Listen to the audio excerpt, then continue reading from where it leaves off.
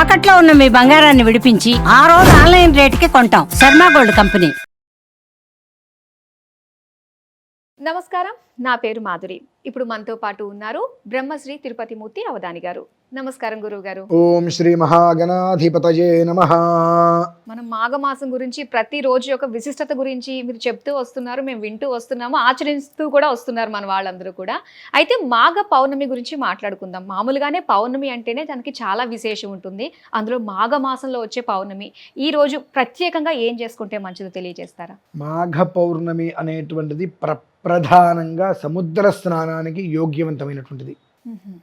ఎక్కడైనా ఒకటి అంటే సముద్రంలో మనం ఎప్పుడు పడితే అప్పుడు స్నానం చేయకూడదమ్మా. మనం ఏదో పిచ్చి పరాకాష్ఠకి చేరి బీచుల దగ్గరికి వెళ్ళి కూర్చుని ఆటలు కొట్టుకుని ఎప్పుడు పడి వెళ్తుంటాం. కానీ సముద్రంలో స్నానం చేయడానికి కొన్ని రోజులు ఉంటాయి. ఆ రోజుల్లో మాత్రమే స్నానం చేయగలగాలి, ఎప్పుడు పడితే అప్పుడు చేయకూడదు. మహామాఘి అనేటువంటిది సముద్ర స్నానానికి చాలా విశేషమైనటువంటిది. అంతకు మించి ఇందాక మనం ఒక వీడియోలో సంతాన వేణుగోపాల స్వామి వారి గురించి మనం సాలగ్రామం గురించి మనం తెలుసుకున్నాం. ఆ వేణుగోపాల స్వామి వారికి బ్రహ్మోత్సవం చేస్తారు ఆ రోజు నాడు, మాఘ పౌర్ణమి రోజున. చాలా అద్భుతంగా కొన్ని చోట్ల కళ్యాణాలు చేస్తారు ఆయనకి. పాలకాయ తిప్ప అని చెప్పి హంసల్ దీవమ్మ సంగమం, విజయవాడ నుంచి అవనిగడ్డ నుంచి సముద్ర సంగమం. అక్కడ హంసల్ దీవి పాలకాయ తిప్ప అని ఉంటుంది. అక్కడ ఉందమ్మా ఈ వేణుగోపాల స్వామి వారి ఆలయం. సంతాన వేణుగోపాల స్వామి వారి ఆలయం 100 సంవత్సరాల క్రితం, ఇప్పటిది కాదు. అసలు అలా అంటే అదొక్క ఆలయం ఉందంటారా? సంతాన వేణుగోపాల స్వామి సంతాన వేణుగోపాల స్వామి ప్రసిద్ధి చెందిన 1000 సంవత్సరాలది ఒకటే, 100 సంవత్సరాల క్రితంది. ఆ తర్వాత కొన్ని వచ్చినాయి. కానీ సముద్రం మట్టానికి సముద్రం మధ్యన దగ్గర ప్రత్యేక విధానంలో కొన్ని యంత్రస్థితికంలో 100 సంవత్సరాల క్రితం స్థాపింపబడిన. మీరు అలా చెప్తుంటేనే వెళ్ళాలనిపించేటట్టుగా అనిపిస్తుంది. అది సంతాన వేణుగోపాల స్వామి వారి దేవాలయం. మన దగ్గర కూడా ఆ సంతాన వేణుగోపాల స్వామి యొక్క సాలగ్రామమే ఉన్నది. అప్పుడు చెప్పే కదా నేను, సంతాన వేణుగోపాల సాలగ్రామానికి ఆరాధన చేయాలండి అష్టమి నుంచి పౌర్ణమి వరకు అని చెప్పి. ఆ 8 నుంచి పూర్వాంగ ఉత్తరాంగంతో 9 రోజుల పాటు ఇదే మా మూలం. దానికి ఆయనకి చేసేటువంటి ఆరాధనలు, సాలగ్రామానికి చేసే ఉత్సవాలు. ఆ రోజునాడు మహామాఘి అంటారు కాబట్టి ఇటు నదీ స్నానం చేయడం కానీ సముద్ర స్నానం చేయడం కానీ చేసి సంతాన వేణుగోపాల స్వామి వారి దర్శనం చేసుకోవటము. అయితే ఆయన కళ్యాణం చేసినప్పుడు అక్కడ ఉండటము అవేవో చేసుకోవటం వలన వంశవృద్ధి జరుగుతుందమ్మా. మాఘమాసానికి ఉన్న గొప్పతనం దాని గురించి మనకి ఇంత తెలుసుకోవాలి అన్న మాఘ పురాణం అమ్మ. మాఘ పురాణంలో 2-3 శ్లోకాలు మనం తెలుసు, చదివి దాని గురించి అర్థం తెలుసుకుంటే మొత్తం 12 మాసాలకల్లా రాజు మాఘమాసం. దానికి ఉన్నటువంటి ప్రాముఖ్యత ఏమిటంటే వయస్సుకు వచ్చినటువంటి ప్రతి స్త్రీ మాఘమాసం అప్పుడు ఇప్పుడు వస్తుంది అప్పుడు వస్తుంది పాట కూడా ఏదో ఉంది కదండి. మాఘమాసం ఎప్పుడు వస్తుంది రాగాలేని నాల్లో. అంటే ప్రతి స్త్రీకి కూడా సౌభాగ్య యుగాన్ని అందించేటువంటిది, సౌశీల్యాన్ని, చక్కటి సంతానాన్ని అందించేటువంటిది. మాఘం, పాల్గుణం, చైత్రం, వైశాఖం, జ్యేష్టం, ఆషాఢం, శ్రావణం, భాద్రపదం, ఆశ్వీజం, కార్తీకం. అంటే దీనికి మూలస్థానంగా మాఘమాసంలో వివాహమైన వాళ్ళకి కార్తీక మాసానికల్లా సంతానం కలుగుతుంది. అంటే బిడ్డ చేతిలో ఉంటాడనేటువంటిది పూర్వం నుంచి వస్తుంది. ఎందువలన వస్తుంది అంటే మాఘమాసంలో అష్టమి నుండి పౌర్ణమి వరకు కూడా సంతాన వేణుగోపాల స్వామి వారికి చాలా ప్రీతికరమైనది కనుక ఆ దంపతుల చేత ఆ 8 రోజులు కూడా ఆరాధనలు చేయిస్తారు. తక్షణం చక్కటి సంతానం కలుగుతుంది అని. దానికోసమే స్త్రీలందరూ కూడా ఎదురు చూస్తూ ఉంటారు. చాలామంది మనం వింటుంటాం, మొదటి సంవత్సరం నాకు శ్రావణ మంగళవారం వ్రతాలు పోయినాయి అమ్మ, 7వ నెల వస్తుంది, 7వ నెల వస్తుంది అప్పటికి నాకు పోయింది ఈ సంవత్సరం, వచ్చే సంవత్సరం చేసుకుంటా అని చెప్పి. అంత యోగానికి మూలం, అభివృద్ధికి వృద్ధికి ప్రతిదీ కూడా ఉత్పన్నం చేయడానికి మాఘమాసం చాలా విశేషమైందమ్మా.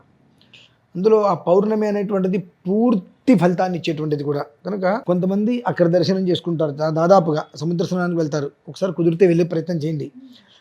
మహామాఘి అనేటువంటిది సముద్రంలో పాలకాయ తిప్ప హంసల్ దీవి సంగమం. అది ఎంతమంది ఉంటారు అసలు అక్కడ జనాలు.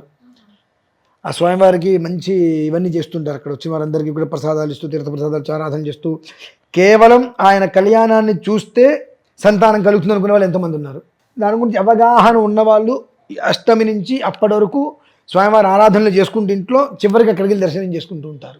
మనం కూడా ఇక్కడ ఆరాధనలు చేసుకొని అందులో ఆరాధనలో ఎవరైతే కనుక పాల్గొంటున్నారో వాళ్ళని చివరి రోజుకి అక్కడికి పంపించే ప్రయత్నం చేస్తాం ఖచ్చితంగా.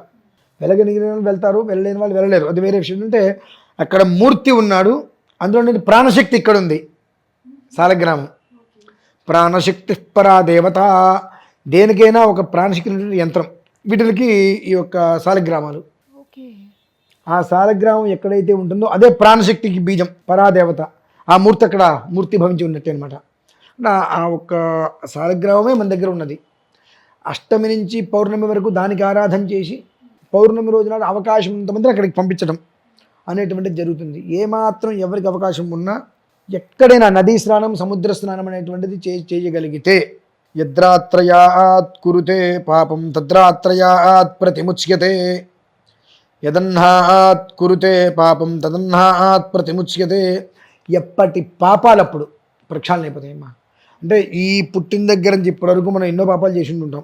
మాఘమాసం రోజు నాడు, ఆ మాఘ పౌర్ణమి రోజు నాడు సముద్ర స్నానం కనుక చేస్తే పాపాలు పోతాయి.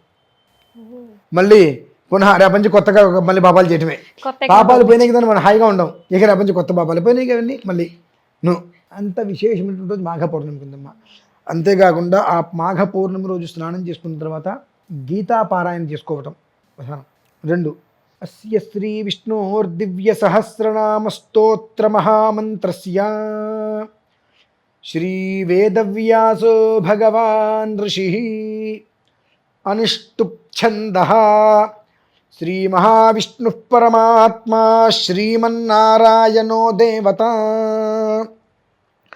అమృతాంశూద్భవో భానురితి బీజం దేవకీ నందన స్రష్టేతి శక్తి ఉద్భవ క్షోభనో దేవ ఇతి పరమో మంత్ర శంఖమృన్నందకీ చక్రీతి కీలకం శార్ంగదన్వా గదాధర ఇత్యస్త్రం రథాంగపానిరక్షోభ్య ఇతి నేత్రం త్రిసామాసామగः సామేతి కవచం ఆనందం పరబ్రహ్మేతి యోని ఋతుస్సుదర్శనః కాల ఇతి దిగ్బంధః శ్రీ విశ్వరూప ఇతి ధ్యానం క్షీరోధన్వత్ ప్రదేశే శుచిమని విలసత్సైకతే మౌక్తికానాం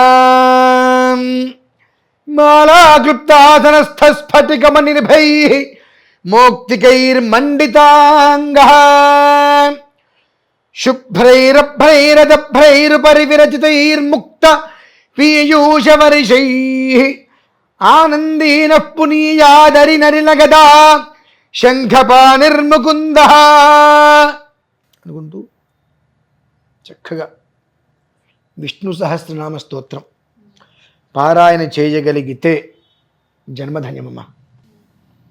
శుభ్రంగా సముద్ర స్నానం చేసుకొని గీతా పారాయణ చేసుకొని స్వామివారి కళ్యాణం ఉంటుంది అవన్నీ చూసుకొని సంధ్యా సమయంలో 5:30-6 గంటల మధ్యలో చక్కగా కూర్చొని వేరే ఆలోచన వద్దు, ఆ విష్ణు సహస్రనామం పారాయణ చేసుకుంటూ వనమాలి గదీశార్ంఘీ శంఖీ చక్రీ చ నందకీ శ్రీమాన్ నారాయణో విష్ణు వాసుదేవోభిరక్షతు. ఈ యొక్క విష్ణు సహస్రనామం కేనోపాయేన లఘున, ఏ కారణం చేతనైనా ఏ ఉపాయం చేతనైనా విను. లేదా 10 మంది చదువుతున్నారు, నేను చదవకపోతే బాగోదేమో ఏమన్నా అనుకుంటారేమో అనైనా చదువు. ఒక్కసారి ఏ ఉపాయం చేతనైనా లఘునా కొంచెమైనా సరే ఆ విష్ణు సహస్రనామాన్ని నువ్వు పఠించేటువంటి ప్రయత్నం చేశావా, 1000 సార్లు ఆ క్షణగారులు అక్కడ కూర్చొని పఠించినటువంటి ఫలితం నీకు వస్తుంది. శ్రోతుమిచ్ఛామి అహం ప్రభు కేనోపాయేన లఘునా విష్ణోర్నామ సహస్రకం. ఒక్కసారి నువ్వు ప్రయత్నం చేసినా 1000 సార్లు చేసిన ఫలితం వస్తుంది. పఠ్యతే పండితైర్ నిత్యం, అది పఠించిన వాడు పండితుడు, భగవంతుడు వచ్చి ఆయన దగ్గర కూర్చుంటాడమ్మా. అంటే దీనికి చెప్పుకుంటూ పోతే విశేషార్థాలు చాలా ఉన్నాయి. కొన్ని విషయాలు అర్థం కావడం కోసం నేను పూర్తిగా భాష్యంలోకి వెళ్లకుండా చెబుతున్నాను. కాబట్టి ఆ ఒక్కరోజు ఇదంతా చేసుకుని సాయంత్రం సమయంలో విష్ణు సహస్రనామ పారాయణ చేసుకోగలిగితే విష్ణుమూర్తి వారు మీకు ప్రత్యక్షమవుతారమ్మా. ఎలా అవుతారు అంటే, ఇంట్లో విష్ణుమూర్తి ఫోటో పెట్టుకున్న సంధ్యా సమయంలో అక్కడైనా సరే 2 పుష్పాలు తీసుకోండి, చక్కటి ఇట్లా వికసించి ఉన్న పుష్పాలు తీసుకొని స్వామివారి పాదాల దగ్గర పెట్టి, పరిసరాలు ఏముందో అనవసరం, చక్కగా పచ్చకర్పూరం వేసి దాని మీద పరిసరాలు ఎలా ఉంది మనకు అనవసరం, అలా వికసించిన పుష్పాలు స్వామివారి దగ్గర పెట్టి చక్కగా మీరు ఆ విష్ణు సహస్రనామ పారాయణ పూర్తి చేసుకుంది. ఒకవేళ చదవటం కష్టమవుతుంది, పూర్తిగా వింటూ, అక్కడ చూడటం అనవసరం, వింటూ అలానే చక్కగా మీరు చేస్తుంటే చల్లటి గాలి శరీరానికి తగులుతుందమ్మా. సుందరంగా సువాసన భరితమైన గాలి శరీరానికి తగులుతుంది. పారాయణ అయిన తర్వాత మీరు పాదాలు నమస్కారం తీసుకొని ఆ పుష్పాల దగ్గర చూడండి, ఇలా ఉన్న పుష్పాలు ఇలా వస్తాయి. ఒక పుష్పం మీద ఒక మనిషి నిలబడితే ఎలా అవుతుంది, అలా స్వామివారు వచ్చి దాన్ని నిలబడి వెళ్ళినట్టుగా ఇలా ఉన్నటువంటి పుష్పాలు ఇలా విచ్చుకుంటే చక్కగా దర్శనం అవుతుందమ్మా. ఖచ్చితంగా నువ్వు చేయాలి, కాకపోతే నాకు దర్శనం కావాలి, నువ్వు చేయొద్దు. ఆ విష్ణు సహస్రనామ పారాయణ చేసే భాగ్యం నాకు ఈ రకంగా కలిగింది. మాఘమాసంలో మాఘ పౌర్ణమి రోజు నాడు నదీ స్నానం ఆచరించాను, గీతాపారాయణ చేసుకోగలిగాను, కళ్యాణాన్ని చూసుకోగలిగాను. ఇవన్నీ ఒక ఎత్తు అయితే విష్ణు సహస్రనామ పారాయణ చేసేటువంటి భాగ్యం నాకు కలిగింది భగవంతుడా అనేటువంటిది మాత్రమే మనస్సులో ఉంచుకొని చేయండి. అంటే నిజంగా విష్ణుమూర్తి కనిపిస్తాడని నమ్మకం ఏంటండి? నా పేరు అన్నవరపు తిరుపతిమూర్తి అవధాని అంటారన్న. 16 సంవత్సరాల క్రితం నేను మీలాగా సామాన్యంగా ఉండేవాడిని. 16 సంవత్సరాల క్రితం కొన్ని అనుష్ఠానాలు మొదలుపెట్టా. అమ్మవారితో ముఖాముఖిగా మాట్లాడానమ్మా, ఇలానే ఎదురుగుండా. చాలామందికి తెలుసది. 4 సంవత్సరాల క్రితం కూడా కొంతమంది దసరా అప్పుడు ముత్తైదులు వచ్చి కూర్చొని అమ్మవారికి ఆరాధన చేస్తున్నప్పుడు అమ్మవారికి హస్తయోహర్ఘ్యం ముఖే శుద్ధ ఆచమనీయం అన్నప్పుడు మన నీళ్ళు మింగినట్టుగా కంఠం ఇక్కడ నీళ్ళు మింగడం కూడా చాలామంది అమ్మవారు ప్రత్యక్షంగా చూశారు ఎంతోమంది. ఇది ఒక ఎత్తు అయితే మీరు మంట మీద వేలు పెడతారా? మరి నేను చేసినటువంటి సాధన అగ్నిహోత్రంలోకి దిగి హోమం చేస్తానమ్మా. అగ్నిహోత్రంలో నేను దిగితే నా మీద 4-5 అడుగులు మంటలు వస్తాయి. విపరీతమైన వేడి, అంటే సౌండ్ వస్తూ ప్రజ్వలిస్తూ ఉంటుంది మంట. అందులో ఉండి హోమం చేస్తా. కనీసం 40 నిమిషాల సేపు ఉంటా. కనీసం నేను కట్టుకున్న దానికి చిన్న వస్త్రానికి దారం కూడా అంటుకోదు. ఏంటంటే సాధన. నేను కాబట్టి చేస్తున్నా కాదు, ఆ అవకాశాన్ని భగవంతుడు ఈ జన్మలో నాకు ఈ రకంగా ఇచ్చాడు. భగవంతుడికి మనం మనస్సుతోటి చేస్తే మన ఎందు ఉంటాడు అనేటువంటి విషయాన్ని ప్రపంచానికి పరిచయం చేయాలి. దానికి నాకు ఆ అవకాశాన్ని భగవంతుడు ఇచ్చాడు. అగ్నిస్తంభన, అలానే వరుణ స్తంభన. వచ్చే వర్షాన్ని 27 నిమిషాల్లో కట్టడి చేస్తాం. 27 నిమిషాల వర్షాన్ని కూడా మనం కురిపించవచ్చు. ఆ మంత్రసిద్ధి ఎక్కడి నుంచి వచ్చింది? 16 సంవత్సరాలు చేసిన సాధన. కఠోర సాధన వల్లే ఇదంతా అవుతుంది. వాళ్ళు చేసి రేపటికి వచ్చేయాలంటే ఏది కాదు. ఆ సాధన, ఆ అగ్నిహోత్రంలో దిగి హోమం చేయడం అనేటువంటిది తేలికైన విషయం కాదమ్మా. ఆ పరిసరాలలో కనీసం 4 అడుగుల దగ్గర కూడా ఎవరు రాలేరు. ఉన్న వాళ్ళకి ఆ వేడి తట్టుకోలేరు. ఆ జ్వాల అనేటువంటిది అంతెత్తలా వస్తూ ఉంటుంది. ఒక్కొక్కసారి అందులో నెయ్యి ధారలు పోస్తూ ఉంటామమ్మా. నెయ్యికి మంట వస్తూ ఉంటుంది. నెయ్యి ధార విపరీతంగా పోస్తాము. కాసిని పాలు అవి తీసుకొచ్చి అందులో పోసినప్పుడు విస్ఫోటనంలాగా అది ఒక్కసారి మొత్తం మంట బాంబు పేలితే ఎలా అయితే వస్తుందో అలా వస్తుంది జ్వాల. అయినా అలానే ఉంటాం. కనీసం మాకు ఆ సెగ కూడా తగలదమ్మా. అంటే సాధన. ఆ సాధన అనేటువంటిది ఎలా ఉండాలి? నేను వాళ్ళు చేసేస్తే నాకు విష్ణుమూర్తి కనిపించాలని కాదు, స్వామి నాకు భాగ్యాన్ని ప్రసాదించే భాగ్యం, అనునిత్యము నీ యొక్క నామాన్ని చదువుకునే భాగ్యాన్ని నాకు కల్పించు తండ్రి అని నువ్వు కనుక పారాయణ చేసుకోగలిగితే ఆ పుష్పాలు పెడితే నీకు నిదర్శనం అక్కడే కనిపిస్తుంది. చల్లటి గాలి నీ శరీరానికి తగులుతుంది. అప్పటి వరకు లేని ఒక సువాసన వస్తుంది. వితిన్ సెకండ్ వస్తుంది, చల్లటి గాలి తగిలి వెళ్ళిపోతుంది. ఆ తర్వాత నువ్వు చూస్తే అట్లా ఉన్న పూలు అలా పాదం పెట్టినట్టుగా విచ్చుకుంటే చక్కగా. అంతకు మించి కావాల్సిన నిదర్శనం ఏంటమ్మా? అది గమనించుకోవాలి. అంటే మాఘపౌర్ణమి అంత విశేషమైందమ్మా. చాలా మంచి మీ అనుభూతిని కూడా తెలియజేస్తూ అలాగే మాఘ పౌర్ణమి యొక్క విశేషాల గురించి తెలియజేసినందుకు ధన్యవాదాలండి. చూసారు కదండి, మాఘ పౌర్ణమి రోజు ఏం చేయాలి, అలాగే అలా చేయడం వల్ల ఎలాంటి అనుభూతి మనం పొందొచ్చు అన్న విశేషాలు మన గురుగారి ద్వారా తెలుసుకున్నాం. మరి ఇది ఇవాల్టి కార్యక్రమం. మరో కార్యక్రమంతో మళ్ళీ మీ ముందుకు వస్తాం. అంతవరకు సెలవు, నమస్తే.